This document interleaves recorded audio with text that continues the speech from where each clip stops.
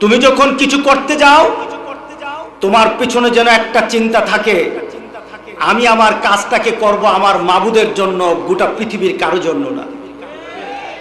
মানুষের সন্তুষ্টি নয়, মানুষের সাথে হিংসা বিদ্বেষ নয়, মানুষের সাথে সম্পর্ক বৃদ্ধি আমার উদ্দেশ্য তা নয়, বরঞ্চ মানুষের সাথে আমি সম্পর্ক করব আমার আল্লাহকে পাওয়ার জন্য। আমি আমার মাবুদকে চাই, আমি আমার মাবুদের ভালোবাসা চাই, আমি আমার মাবুদের ভালোবাসা নিয়ে মরতে চাই, আমি আমার মাবুদের মাগফিরাত নিয়ে আমি জান্নাতে উঠতে চাই। এটি আমার টার্গেট। কোন মাল মাখলুক, কোন মাল খালিক বেলা মাখলুক, কোন মাল মাখলুকে বেলা নফস। যখন তুমি মানবের জন্য কিছু করবা, মানবতার জন্য তোমার হাত যখন সামনের দিকে অগ্রসর হবে, কোন মানুষের জন্য তুমি যখন অগ্রসর হবা, ভিতরে তোমার কোনো চাহিদা থাকবে না, মনে মনে চিন্তা করবা আমি মানবতা সেবা করছি। কে বলেন? আমি নিজের চাহিদা রাখবো না, আমি নিজের কোনো ইচ্ছা রাখবো না।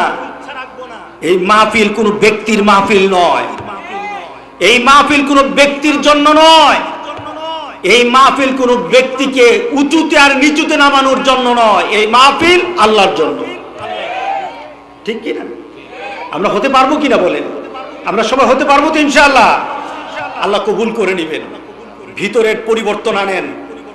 পৃথিবীতে মানুষ পরিবর্তন হচ্ছে, গোটা পৃথিবীর সব পরিবর্তন। যেখানে রাস্তা নেই সেখানে রাস্তা হয়ে গেছে, যেখানে হাঁটার পরিবেশ ছিল না এখানে গাড়ি চলার পরিবেশ হয়ে গেছে, যেখানে মানুষ যেত না সেখানে মানুষ বসবাস করছে। যে ঘরটা ছিল ভাঙা ওই ঘর এখন মাল্টি স্টোরি বিল্ডিং হয়ে গেছে, যেখানে মানুষ চলাফেরা করতো না সেখানে বাজার হয়ে গেছে। গোটা পৃথিবীর সব পরিবর্তন, মানুষের মূল্যবোধ পরিবর্তন হয় নাই। কে বলেন ঠিক আছে কিনা বলেন? মানুষ পরিবর্তন হয় নাই। এই কোরআন এসেছে তোমার দুনিয়ার বাড়িঘর রাস্তাঘাট বানানোর জন্য না, পৃথিবীতে এই কোরআন এসেছে একটা সুন্দর মানুষ বানানোর জন্য। ওই মানুষের, যে মানুষটা পৃথিবীতে মডেল হয়ে আল্লাহ পাঠিয়েছেন কোরআনের মূর্ত প্রতীক হিসাবে, মুহাম্মদ রাসূলুল্লাহ সাল্লাল্লাহু আলাইহি সাল্লামের মতো পৃথিবীতে মানুষ সৃষ্টির জন্য এই কোরআন এসেছে। ঠিক না? কোরআনের পিছে কোনো উদ্দেশ্য নয়। কোরআনকে দেওয়া হয়েছে কোনো জনপদকে ধনী বানানোর জন্য নয়, বরঞ্চ কোরআন দেওয়া হয়েছে এই পৃথিবীর মধ্যে একটা জান্নাতি পরিবেশ সৃষ্টির জন্য। প্রমাণ মুহাম্মদ রাসূলুল্লাহ সাল্লাল্লাহু আলাইহি সাল্লাম। আল্লাহু আকবার বলি, বেশিক্ষণ কথা বলবো না। মুহাম্মদ সাল্লাল্লাহু আলাইহি সাল্লাম যেই সমাজে এসেছিলেন, পরিচিত সমাজ, পরিচিত সমাজ, কিয়ামত পর্যন্ত ওই সমাজকে না দেখো জানে। আমরা ওই সমাজে ছিলাম না, কিন্তু ওই সমাজের ব্যাপারে আমরা এত ভাবে জানি। ওই সমাজের প্রত্যেকটি মানুষের পরিচয় জানি। আবু জাহেলের পরিচয় জানি, আবু লাহাবের পরিচয় জানি, উতবা সাইবার পরিচয় জানি, হিন্দার পরিচয় জানি। কি বলে জানেন না সবাই? আবার পাশাপাশি আবু বকরের পরিচয় জানি, উমরের পরিচয় জানি, উসমানের পরিচয় জানি। রেখে যাওয়া রাসূল সাল্লাল্লাহু আলাইহি সাল্লামের 1,24,000 সাহাবাদের সকলের পরিচয় জানি। আল্লাহু আকবার। আমরা সবাইকে জানি। পরিবর্তন আনলেন রাসূল সাল্লাল্লাহু আলাইহি সাল্লাম, একটা আমূল পরিবর্তন করে দিলেন গোটা পৃথিবীর। যেখানে ছিল অশান্তি সেখানে শান্তির জন্য মানুষ এমন পরিবেশ সৃষ্টি করলো যে এই পৃথিবীর এই পর্যন্ত নয়, কিয়ামত পর্যন্ত সেই শান্তি আর দেখাতে কেউ পারবে না। এমন শান্তির পরিবেশ করে দিল। আল্লাহু আকবার বললেন না? এমন একটা পরিবেশ করে দিল যেই পরিবেশে বিচার ছিল না, ওই পরিবেশে রাসূল সাল্লাল্লাহু আলাইহি সাল্লাম ইনসাফ কায়েম করলেন। এ টু জেড, একেবারে নিম্ন শ্রেণী থেকে উপর পর্যন্ত সবার মাঝে ইনসাফ কায়েম করে রাসূল দেখালেন ইনসাফ কাকে বলে। আল্লাহ, যে সমাজের নারীদের সম্ভ্রমের ইজ্জতের কোনো দাম ছিল না, ওই সমাজে রাসূল সাল্লাল্লাহু আলাইহি সাল্লাম নারীদের মর্যাদা দিয়ে বললেন পৃথিবীতে যদি কোনো মানুষের জান্নাত খুঁজতে হয় তাহলে তার মায়ের পায়ের নিচে জান্নাত খুঁজো। আল্লাহু আকবার বললাম না? পরিবর্তন এনে গেছে। আমরা পরিবর্তন হতে চাই। আমরা পৃথিবীর পরিবর্তনের কথা বিশ্বাস করি না। আমরা বিশ্বাস করি আখিরাতে আমাদের অবস্থা সৃষ্টি করা, এটা আমাদের মূল টার্গেট। এই মাহফিল সাজানো হয়েছে 23তম দিয়ে। এখানে এই দোয়া মনে হয় করা হয় নাই যে আমার বাড়ি, গাড়ি, সম্পদ, মর্যাদা, দুনিয়ার ইজ্জত বেড়ে যাক। বরঞ্চ আমার মনে হয় প্রতিটি মাহফিল থেকে একটা চিৎকার এসেছে, আমরা মুহাম্মদ সাল্লাল্লাহু আলাইহি ওয়াসাল্লামের চরিত্রবান হতে চাই। আমরা কোরআন কিনে চলতে চাই। আমরা কোরআনের শ্রেষ্ঠত্ব নিয়ে দুনিয়াতে চলতে চাই। কি বলেন? এই আওয়াজ ছিল না? এই আওয়াজ যারাই দিতে পারবে তারাই আখিরাতে মর্যাদা যাবে, তারাই আখিরাতে মর্যাদা পাবে। যারাই তার সাথে তাল মিলাতে পারবে না, দেখা হবে আখিরাতে আমরা কোথায় থাকি আর তোমরা কোথায় থাকো। আমরা কোথায় থাকি, তোমরা কোথায় থাকো, সেদিন দেখা হবে। আজকে কোরআন নিয়ে দু একটা কথা বলতে চাই। এই কোরআন কিসের জন্য এসেছে শুনতে রাজি আছেন? আমি কোরআনে একটা আয়াত তেলাওয়াত করেছি, সূরা আনামের 122 নম্বর আয়াত। আল্লাহ সুবহানাহু ওয়া তাআলা বলছেন, আওয়ামান কানা মাইতান ফাআহইয়াইনাহু ওয়াজআলনা লাহু নূরা ইয়ামশি বিহি ফিন-নাস কামান মাসালুহু ফিয-যুলুমাতি লাইসা বিখারিজিম মিনহা কাযালিকা যুয়্যিনা লিল-কাফিরিনা মা কানু ইয়ামালুন। আল্লাহু আকবার বলি।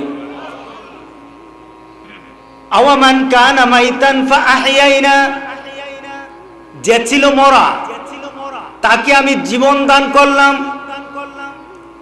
দুনিয়াতে দেখতে মনে হয় সে জীবিত, আসলে তার জীবন ছিল না, সে ছিল মরা। এটা হযরত উমরের ক্ষেত্রে নাজিল হয়।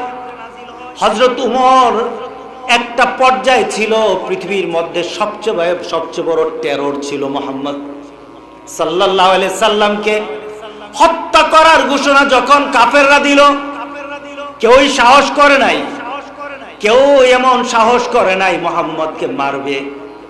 উমর এত বড় টেরর হয়ে গেল, উমর দাঁড়িয়ে গেল, আমি মুহাম্মদকে মারবো। এত বড় অবস্থান ছিল তার। যাদের সাথে দিন নেই, কোরআন নেই, ইসলাম নেই, এই আয়াতের মাধ্যমে বলা হলো সে ছিল মরা। উমর ছিল মরা, আসলে কিন্তু মরা না, জীবিত। তার সাথে কি ছিল না বলেন তো দেখি? কোরআন ছিল না। কোরআন না থাকার কারণে আল্লাহ বলতেছেন উমর হলো মরা।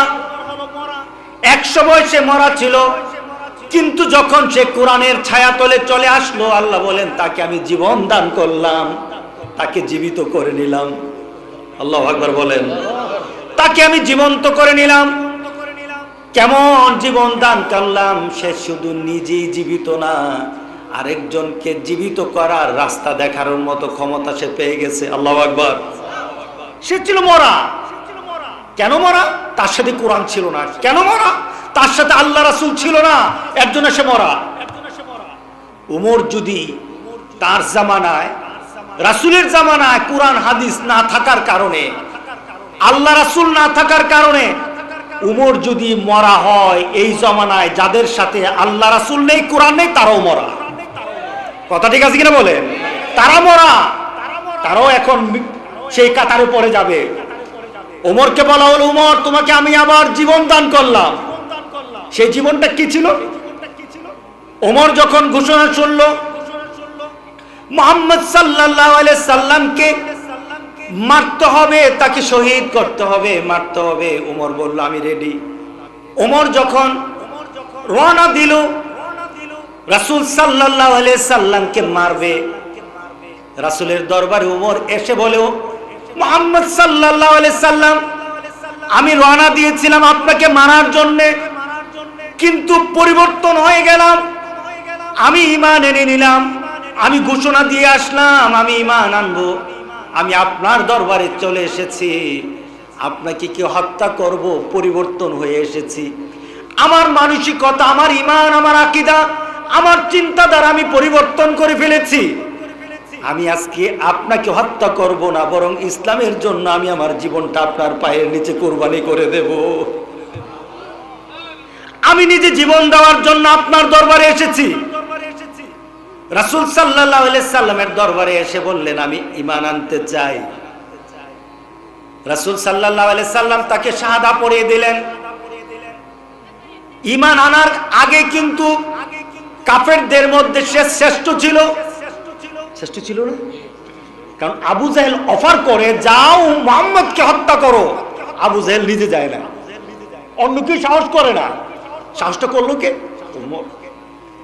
আবার ইসলাম গ্রহণ করার পর রাসূল সাল্লাল্লাহু আলাইহি সাল্লামের দরবারে গিয়ে যখন উমর ঈমান আনলো, কালেমা পড়লো, কালেমা পড়ার সাথে সাথে উমর বলল, মুহাম্মদ সাল্লাল্লাহু আলাইহি সাল্লাম, আমি আর বসে থাকতে রাজি নই। আমি এখন ওপেন কিছু ঘোষণা দিতে চাই। আমি সরাসরি কিছু কথা বলতে চাই। আমি আমার ঈমানটা সরাসরি বলতে চাই। রাসূল বারণ করলেন, না করলেন, যেও না, যেও না। উমর বললে, আমি এমন লোক নই, গোপনে গোপনে ইসলাম গ্রহণ করব এমন মানুষ আমি নই। আমাকে ছেড়ে দেন। আমি মক্কার হারেমের পাশে গিয়ে, কাবার পাশে গিয়ে আমি ঘোষণা দিতে চাই, আমি মুসলমান হয়েছি। আমার ভিতরে এমন সাহস আছে, আমি সেখানে গিয়ে ঘোষণা দেব। রাসূল সাল্লাল্লাহু আলাইহি সাল্লাম আর বারণ করলেন না, নিষেধ করলেন না। ওমর অগ্রসর হলেও কাবার কাছে দাঁড়িয়ে ওমর ঘোষণা করতে আরম্ভ করলো। তলোয়ারটা দেখিয়ে দেখিয়ে বলতে লাগলো, কে আছো? আমি ওমর মুসলমান হয়ে গেছি। কারো যদি সাহস থাকে আমার সামনে আসো। কে বলতেছে সেটা? কারণ ওমর তো এখন জীবিত। আল্লাহু আকবার বলি। ওমর তো এখন জীবিত। যদি সাহস থাকে আমার কাছে আসো। যদি তোমার মাকে যদি কুলহারা করতে চাও, স্ত্রীকে যদি বিধবা করতে চাও, আর বাচ্চাগুলিকে যদি এতিম করতে চাও, আসো, আজকে আমার সামনে আছো। আমি ইসলাম গ্রহণ করেছি, প্রতিশোধ নেব। কেউ যদি পারো আমার এই প্রতিবাদী ঈমানের প্রতিবাদ করার জন্য সাহস থাকলে আসো। আরবের কেউ সাহস পায় নাই, আরবের কেউ দাঁড়াতে পারে নাই। তার পেছনে কারণটা হলো একটাই, উমরের আগে ঈমানের মধ্যে মৃত ছিল। ঈমানের দিক থেকে সে মরা ছিল। যখন ঈমান আনলো, সে জীবিত হয়ে গেল। জীবিত মানুষের সেন্স থাকে, মরা মানুষের সেন্স থাকে না। কথা ঠিক আছে কিনা বলেন? একটা প্রমাণ দেব, লেটেস্ট প্রমাণ। আপনি কি শান্ত হয়ে গেছেন নাকি? গত কয়েকদিন আগে নরওয়েতে একটা ঘটনা ঘটেছিল, মনে আছে তোমাদের? যুবকরা জানো কিনা বলো? হ্যাঁ, কি হয়েছিল? কোরআনে আগুন দেওয়া হয়েছে। কোরআনে আগুন দেওয়া হলো, ঘোষণা দেওয়া হলো আগুন জ্বালানো হবে। কোরআনে আগুন ধরা হলো, পরিবেশ করা হলো। শহরের একটা প্রান্তে গিয়ে কোরআনে আগুন ধরিয়ে দেওয়া হলো। সেখানে যে উমর আছে কেউ জানতো না। সেখানে যে উমরের বংশধররা আছে জানতো না। সেখানে যে উমরের সে রক্তের ধারা মুসলমান রয়ে গেছে পৃথিবী জানতো না। তারা মনে করেছে এটা ইহুদি খ্রিস্টানদের দেশ, মুসলমানরা কি আর এত তেজে আছে? কিন্তু উমরও এখন পৃথিবীতে আছে। কি বলেন? আছে কিনা বলেন? কার জন্যে? কোন ব্যক্তির জন্যে? কোন ব্যক্তির জন্যে? যদি উমর হতে হয় কোরআনের জন্য হবে। যদি উমর হতে হয় আল্লাহর জন্য হবে। কথা ঠিক আছে কিনা বলেন? যদি উমর হতে হয় মুহাম্মদ সাল্লাল্লাহু আলাইহি সাল্লামের জন্য হবে, অন্য কিছুর জন্য উমর হব না। যদি উমর হতে হয়, জীবন দিতে হয়, এই কোরআনের জন্য জীবন দিতে রাজি আছি। ঠিক না? নরওয়ের সেই যুবকটা দেখলো কোরআনে আগুন ধরিয়ে দেওয়া হয়েছে। যুবক, তোমাদেরকে বলি, দেখো তোমার মতো যুবক, সেটা তোমার মতো যুবক, সে দাঁড়িয়ে দাঁড়িয়ে দেখছে কোরআনে আগুন ধরে দেওয়া হলো। আচ্ছা বলেন তো দেখি, একটা লোক নামাজ পড়ে না, সুদ খায়, ঘুষ খায়, মদ খায়, জেনা করে, বিভিন্ন অপকর্ম করে, মানুষের অনিষ্টতা করে, খারাপি করে। একটা লোক সব পর্যায়ে আছে, নামাজিও, বেনামাজিও, সুদখোরও, ঘুষখোরও, মদখোরও, কিন্তু কেউ কি মেনে নিবে কোরআনের গায়ে আগুন? বলেন, আমার সমাজে কেউ মেনে নিবে? আমাদের সমাজে যতগুলি মানুষ ভালো আছে তারাও যেমন মেনে নিবে না, খারাপগুলো মানবে না, হুঙ্কার দিয়ে বলবে কোরআনের গায়ে টুকা দিতে দেব না। কথা ঠিক আছে কিনা বলে? কোরআনের গায়ে টুকা দিতে দেব না, হুঙ্কার দিয়ে দাঁড়াবে। সেই ছেলেটা একটু দাঁড়িয়ে দেখলো কোরআনে আগুন ধরিয়ে দেওয়া হয়েছে, সহ্য করতে পারলো না। পুলিশের ব্যারিকেড, সকল ধরনের যে ব্যারিকেড ছিল, ব্যারিকেড টপকিয়ে যে কোরআনে আগুন লাগিয়েছে তার থেকে কোরআনকে হেফাজত করলো। ঠিক না? দেখো নাই যুবক? তোমরা দেখো নাই? তুমি দেখে কি চিন্তা করেছো? তোমার মধ্যে কি চেতনা এসেছে? আমার মধ্যে এই চেতনা এসেছে, এই কোরআনকে পৃথিবী থেকে কেউ নিশ্চিহ্ন করতে পারবে না। এই কোরআন পৃথিবীতে প্রতিষ্ঠিত হবেই হবে। কোরআন প্রত্যেকটি ঘরে ঘরে ঢুকে যাবে, কেউ রুখতে পারবে না, ইনশাআল্লাহ। ইনশাআল্লাহ, কথা ঠিক আছে কিনা বলেন? কোরআন ইনশাআল্লাহ ঢুকবে। অপেক্ষা আছে, আমরা শুধু অপেক্ষা আছি যারা কোরআনকে একটু মনে করো থাক একটু তালি দিয়ে রাখতে চাও। তোমরা দেখো নাই মরিস বুকাইলি এই কোরআনকে চেয়েছিল ভুল ধরার জন্য। কোরআনকে ভুল ধরে সমাজের মানুষের কাছে এই কোরআনের গ্রহণীয়তার ক্ষেত্রে প্রশ্ন তুলবে। কোরআনকে মানুষের কাছে ভালো কিতাব হিসাবে উঠাবে না। প্রমাণ করতে চেয়েছিল মরিস বুকাইলি। যখন কোরআন খুললো, কোরআনের গায়ে লাল কালি দিতে পারে নাই, নিজের শরীরে লাল কালি চলে আসছে, নিজের চিন্তা চেতনার মধ্যে লাল কালি চলে আসছে। সে পারে নাই, এই কোরআনের গায়ে টাচ করতে পারে নাই, নিজের জীবনের প্রত্যেকটি রন্ধ্রে রন্ধ্রে লাল কালি পড়ে গেছে। সাথে সাথে চিৎকার দিয়ে বলল, এই কোরআনের কাছে না গিয়ে পারলাম না, কোরআনের সাথে না মিলে পারলাম না, কোরআনের নীতি না মেনে পারলাম না। সাথে সাথে সে মুসলমান হয়ে গেছে। আল্লাহু আকবার বলি। তুমি আসবা না? মুসলমানের ঘরে জন্ম নিয়ে কোরআনের কাছে আসবা না? তুমি ইউরোপ, আমেরিকা, বিধর্মী দেশগুলি সার্চ করে দেখো, বিধর্মী দেশগুলি সার্চ করে দেখো, জন্মগত মুসলমান দিন দিন দিনহীন হচ্ছে, জন্মগত মুসলমান দিন দিন কোরআন বিরোধী হচ্ছে, জন্মগত মুসলমান দিন দিন কোরআন এবং হাদিসের বিরুদ্ধে চলে যাচ্ছে। আর গোটা পৃথিবীর কাফেররা এখন কোরআনের ছায়াতলে আশ্রয় নিতেছে। আল্লাহু আকবার বলি। বেশি কথা বলা দরকার নাই। বুঝ যদি হয়, ওই উমরের একটু বুঝি চলবে। উমর এত ওয়াজ শুনে নাই, কিন্তু ইসলামের শ্রেষ্ঠতম বান্দা হয়ে গেছে। ঠিক না? বেশি কথা লাগে না। আজকে আমাদের মধ্যে বেশি কথা হচ্ছে, এর জন্য কার কথা ধরি আর কার কথা ছাড়ি পড়ছে তোমরা বিপদে। ঠিক না? একজনে বলে, হুজুর ফতোয়া দেন। এখন এত যে ফতোয়া আপনারা দেন, কার ফতোয়া নেমু, কার ফতোয়া ছাড়ু? তা আমি বললাম, ফতোয়া তো আপনাকে আমাদেরটা নিতে বলে নাই, ফতোয়া তো লিখিত, যে যেটা দিছি সেটা লিখিত আছে। কি বলেন হুজুর? আমি দিলে লিখিত, উনি দিলে লিখিত। তুমি লিখাটা পড়ো, লিখার সাথে আমার কথার মিল আছে কিনা। আমাকে প্রমাণ করা দরকার নাই, আমাকে প্রমাণ নেওয়া দরকার নাই। প্রমাণ তো আমার ইসলামে আছে। ইসলাম কোনো আবেগে চলে না, বংশ পরিচয় চলে না। ইসলাম কখনো কারোর নামে চলে না। ইসলাম কোনো বাপদাদার পরিচয় চলে না। ইসলাম দলিলে চলে, দলিলের নাম আল কোরআন আর আল হাদিস। কথা ঠিক আছে কিনা বলো? দলিল দাও। বলা যাবে না? কি বলেন হুজুর? বলা যাবে না? দলিল দাও, তোমার কথার পিছনে দলিল দাও। দলিল দাও, তখন দেখা যাবে কোথায় আসো না আসো। ঝগড়া আর হবে না। আর ঝগড়া যারা করতে চায় তাদের কাছে দলিল নাই, এর জন্য ঝগড়া করতে চায়। ঠিক না? দলিল নাই বলে ঝগড়া করতে চায়।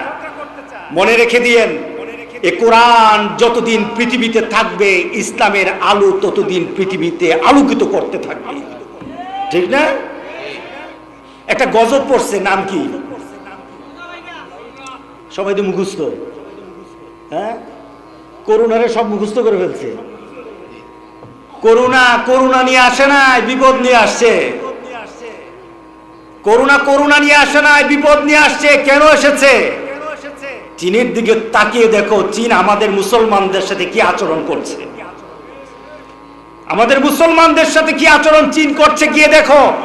কথা বলতে দেয় না, গোটা পৃথিবীর কে কথা বলবে সে সুযোগও দেয় না, সে সুযোগও দিচ্ছে না। আল্লাহ বলেন কাউকে সুযোগ দিবা না, তোমাকে আমি এক ঘরে করে ছাড়বো। করছে কিনা বলে? হ্যাঁ, এক ঘরে হয়ে গেছে চীন। 70% তাদের অর্থনৈতিক ফল করেছে, 70% অর্থনৈতিক ফল করে ফেলেছে। আর কত, আর কত? এই কোরআনের সাথে যারা টক্কর দিবে, ইসলামের সাথে যারা টক্কর দিবে, তারা ফল করবেই করবে, তাদের ক্ষতি হবে হবে। আর কোরআনের সাথে যারা থাকবে তাদেরকে আল্লাহ উঠাবেন। আল্লাহু আকবার বলি। वो जमाना में मुअज़्ज़ज़ थी मुसलमान होकर और तुम खार बने हो तारिके कुरआ होकर। ওই জামানার মানুষগুলি পৃথিবীর মধ্যে শ্রেষ্ঠত্ব মর্যাদা পেত, পৃথিবীর মধ্যে সবচাইতে মর্যাদা পেত, অর্থনৈতিকভাবে, সামাজিকভাবে, রাজনৈতিকভাবে, সকল দিক থেকে তারা মর্যাদা পেত। কিন্তু একটা সমাজ তোমাদের মধ্যে চলে এসেছে, ওই সমাজের সবার দাম আছে, আজকে মুসলমানের দাম নাই। ঠিক না? আজকে গোটা পৃথিবীর সবাই খেলে আমাদেরকে গুতায়, সবাই খেলে আমাদের বিরুদ্ধে কথা বলে, সবাই খেলে মুসলমানদের কিছু হলে তাদের মাথা গরম হয়ে যায়। কিন্তু গোটা পৃথিবীর মধ্যে কত কিছু হচ্ছে, কেউ কথা বলে, কেউ কথা বলে না, খালি মুসলমান মুসলমান।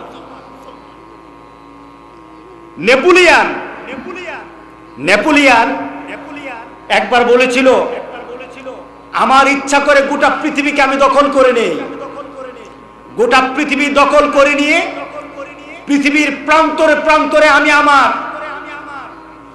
বিভিন্ন ব্যক্তিকে বসিয়ে দেই, আর ওই ব্যক্তিগুলির হাতে কোরআন দিয়ে দেই, তাদেরকে কোরআন দিয়ে বলতে থাকি, চালাইতে থাকো, এই কোরআন দিয়ে চালাইতে থাকো। যদি এই কোরআন দিয়ে পৃথিবী চালাও, এই পৃথিবী কোনোদিন উচ্ছৃঙ্খলার বিশৃঙ্খলার মধ্যে পড়বে না। আল্লাহু আকবার। কে বলেছে? হ্যাঁ, নেপোলিয়ান বলেছিল। জর্জ বার্নার্ড শো অস্ট্রেলিয়া একটা মিটিং এ ইসলামের প্রচার প্রসার করছে, ইসলামের কথা বলতেছে। সিঙ্গাপুরে তাকে ধরা হলো, তাকে ধরা বলা হলো, ব্যাপারটা কি, তুমি কোরআনের পক্ষে কথা বললা, মুহাম্মদের পক্ষে কথা বললা, তোমার ব্যাপারটা কি? তুমি খ্রিস্টানের পক্ষে কথা বললা না, অন্য কোনো নীতির পক্ষে কথা বললা না।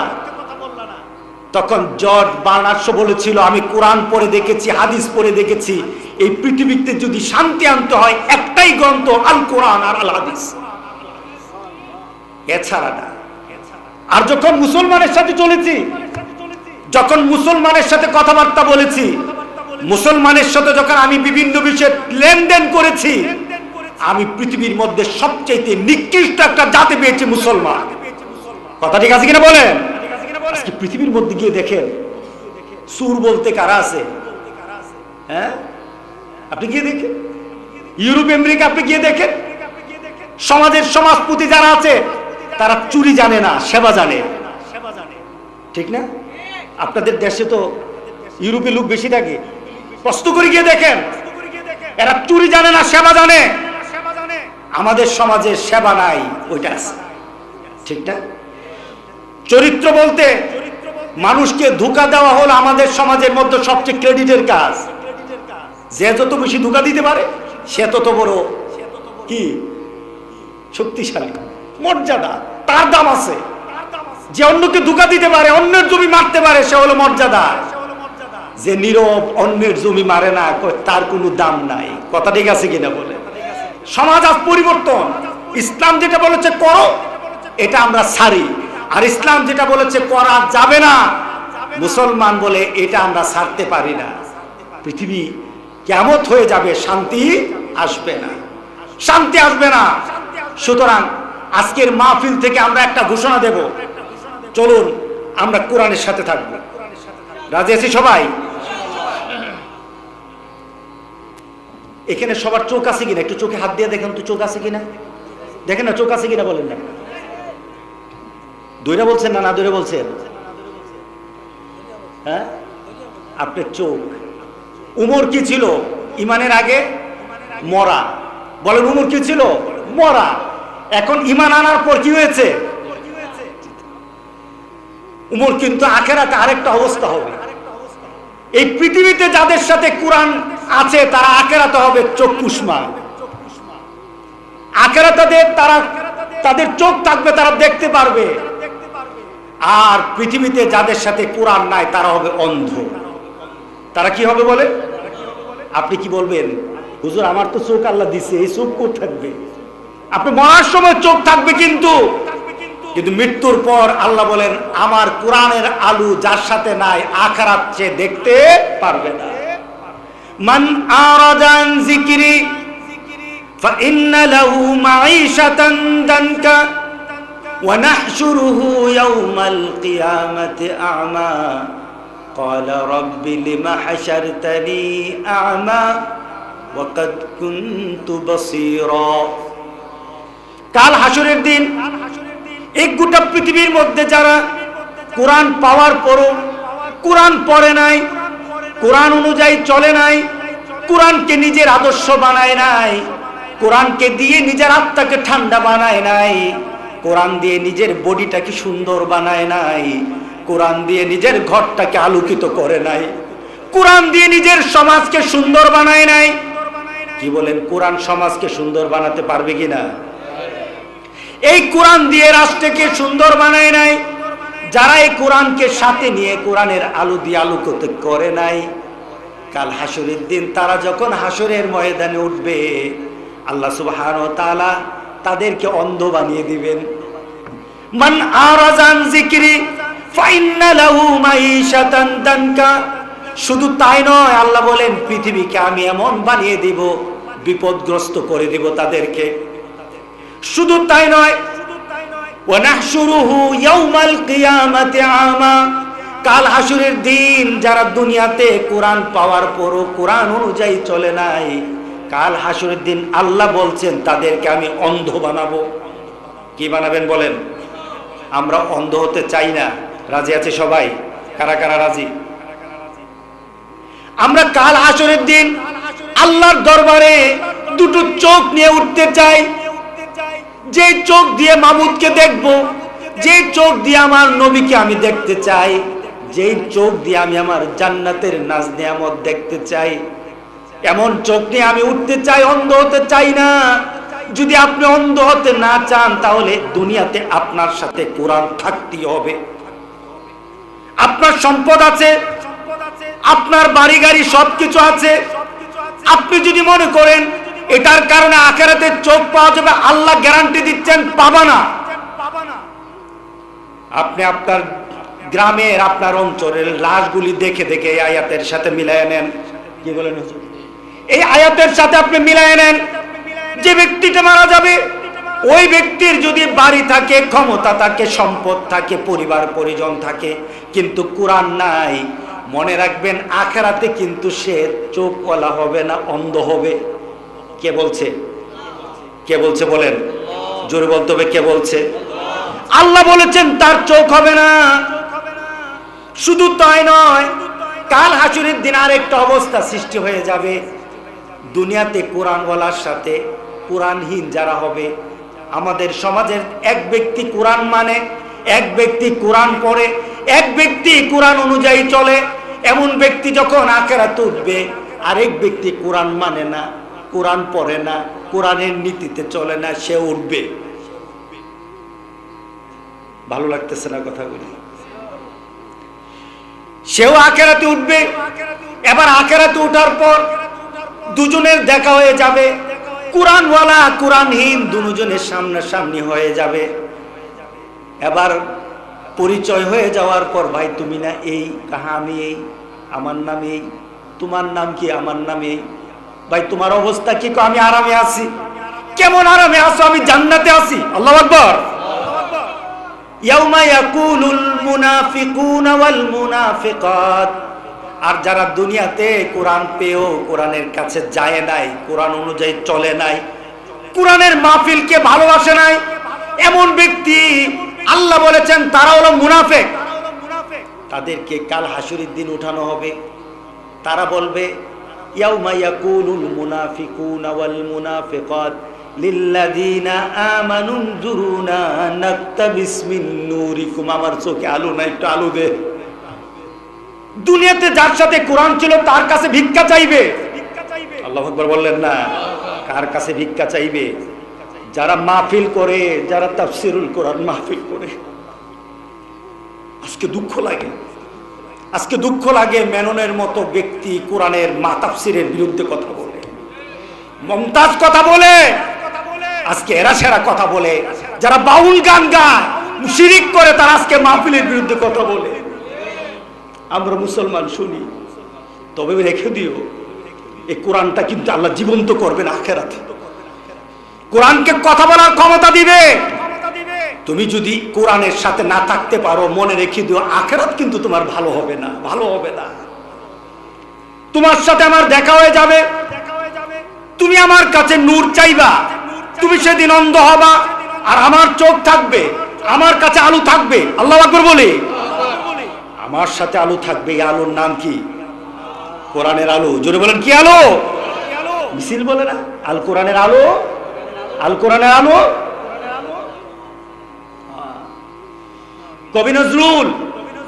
কবি নজরুল একবার তার বন্ধুর সাথে বসা, বন্ধুকে বলছি, বন্ধু, মুসলমানও জান্নাতে যাবে, অন্য অন্য ধর্মাবলম্বীরাও জান্নাতে যাবে, এটা কিভাবে কিভাবে সম্ভব, কিভাবে সম্ভব? তার বন্ধু ছিল ইঞ্জিনিয়ার। সে বলল, বন্ধু কিভাবে? আমি বুঝলাম না। কই, ধরো মুসলমানরা টার্গেট করে ইবাদত করে জান্নাতে যাওয়ার জন্য, অন্যান্য ধর্মাবলম্বীরা টার্গেট করে জান্নাতে যাওয়ার জন্য একটু ঘুরে ফিরে যাবে, একটু মাইটের খেয়ে যাবে। এখন বন্ধু চিন্তা করলো তারে তো এইভাবে ধরা যাবে না। সে যখন একটা মত দিছে, মতটাকে একটু মেনে নেই। একটু পরে বলল, ঠিক আছে বন্ধু, বুঝলাম তোমার বন্ধু, সবাই জান্নাতে যাবে, কিন্তু আমাকে বলো, গভীর রাত্রে, অন্ধকার রাত্রে যদি তুমি কোথাও পথযাত্রী হও, কোথাও যদি যাও, তোমার আলো লাগবে কিনা, টর্চ লাইট লাগবে কিনা? লাগবে কিনা বলেন? তোমার তো সেদিন আলো লাগবে। অন্ধকার রাত্রে তো তুমি আলো ছাড়া হাঁটতে পারবা না। বন্ধু, তুমি কি জানো, গোটা পৃথিবীর সকল ধর্মাবলম্বী যারা আছে তাদের কাছে আলো নাই, আলো নাই, আলো নাই। শুধু মুসলমানের কাছে একটা গ্রন্থ আছে, একটা টর্চ লাইট আছে। এই টর্চ লাইটের নাম হলো কোরআন। সুবহানাল্লাহ বললেন না? এই কোরআনের আলো যার সাথে আছে, সেই পথ দেখে দেখে জান্নাতে যেতে পারবে। বন্ধু যখন কাজী নজরুলকে এই কথাটা বলল, কাজী নজরুল আর সহ্য করতে পারলো না, বেহুশ হয়ে পড়ে গেল, বেহুশ হয়ে পড়ে গেল। কাজী নজরুল চিন্তা করলো, আমি মুসলমানের ঘরে জন্ম নিয়ে এখন বুঝলাম না জান্নাতে যাওয়ার জন্য কোন আলো দরকার, এটা আমি চিনলাম না। কাল হাসরের দিন যাদের সাথে কোরআন নাই তারা হবে অন্ধ, যাদের সাথে কোরআন নাই তারা হবে আলোহীন। আমরা আলোহীন থাকতে চাই না। আজকের মাহফিল থেকে একটা শপথ নিতে চাই, আখিরাতে আলো নিয়ে উঠবো। রাজি আছে সবাই? সবাই রাজি আছি? একজন মনীষী, পৃথিবীর নামকারা, তিনি ছিলেন উসমানীয় খেলাফতের প্রতিষ্ঠাতা মোহাম্মদ বিন মুরাদ আল ফাতেহ। মোহাম্মদ বিন মুরাদ আল ফাতেহ এই কথা বলে শেষ করবো, দোয়া করব। সে উসমানীয় খেলাফতের প্রতিষ্ঠাতা ছিল। ছোটকালে তার মা মারা গেল, ছোটকালে তার মা মারা গেছে, বাবা মারা গেছে। ছোটকালে তার বাবা মারা যায়, তার মা তাকে লালন পালন করে। কিন্তু কেমন মা ছিল? সন্তানকে টার্গেট দিয়ে দিল, সন্তানকে ভিশন দিল, সন্তানকে একটা উদ্দেশ্য করে তাকে বড় করা আরম্ভ করলো। সকালবেলা যখন ফজরের আজান দিত, মা তার ছোট্ট সন্তানকে ঘুম থেকে উঠাতো আর বলতো, মসজিদে নামাজ পড়ো, যাও। কারণ সকালবেলা কোনো মুমিন ঘুমিয়ে থাকতে পারে না, প্রতিদিন মসজিদে দৌড়ায়, ছেলেকে মসজিদে পাঠিয়ে দেয়, ছেলে মসজিদে নামাজ পড়ে। একদিন মা ছেলেকে ডেকে বলল, বাবা এদিকে আয়। সকালবেলা নামাজ পড়ে আসার পর মা বলল, বাবা তোকে আমি কষ্ট করে তিলে তিলে বড় করছি, আমার মাবুদের সাথে আমি সম্পর্ক গড়িয়ে দিচ্ছি তোকে, আমার একটা টার্গেট আছে। টার্গেটটা কি? ওই যে দূরে একটা ওয়াল দেখা যায়, দেখিস কি না? কাহা দেখি, দেখা যায় কাহা দেখি, ওই প্রান্তে একটা দেশ আছে, দখল করতে হবে, তোকে দখল করতে হবে। মা বলল, ছোট্ট বাচ্চাকে, ছোট্ট বাচ্চা তো আর বুঝলো না, ছোট্ট বাচ্চা শুধু তাকিয়ে আছে। মা বলল, ওই দেশটাকে দখল করে তুমি ওই দেশটাকে শাসন করতে হবে। গরিবের ঘরে কাউকে যদি রাজা হওয়ার স্বপ্ন দেখে, আমরা তাকে পাগল ছাড়া কিছু বলবো না, ঠিক না? কিন্তু মা কিন্তু তার দীপ্ত প্রত্যয় নিয়ে, একটা বিরাট আশা নিয়ে মা তার ছেলেকে বড় করছে।